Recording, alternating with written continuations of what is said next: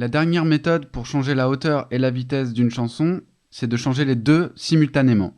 Donc pour l'instant, on a vu comment changer le tempo ou changer la hauteur de manière distincte. Mais on peut utiliser un effet de vari-speed. Donc ça consiste à changer la vitesse de lecture du fichier.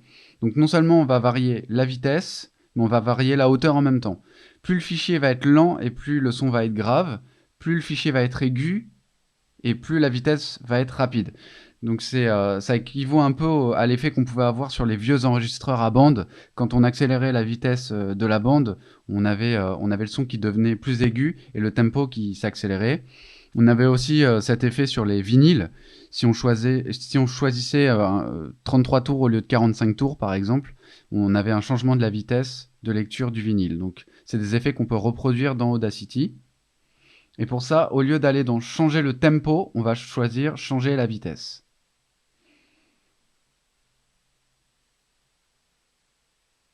Je vais choisir une vitesse plus lente, donc 10% plus lent.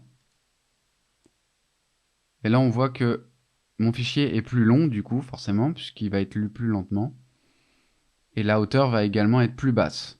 Donc le son va être plus grave.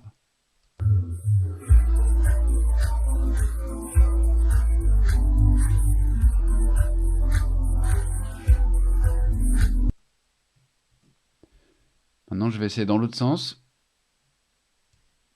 Donc, au lieu de moins 10, je vais faire plus 10. Donc au contraire, on va avoir un son plus aigu. Et ça va être plus rapide.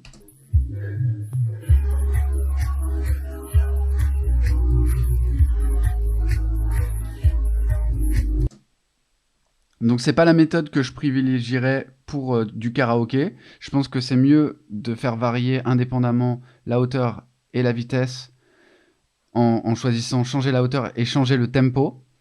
Mais c'est quand même pas mal de savoir que cette fonctionnalité de changement de vitesse existe, puisque dans certains cas, elle pourra vous donner de meilleurs résultats.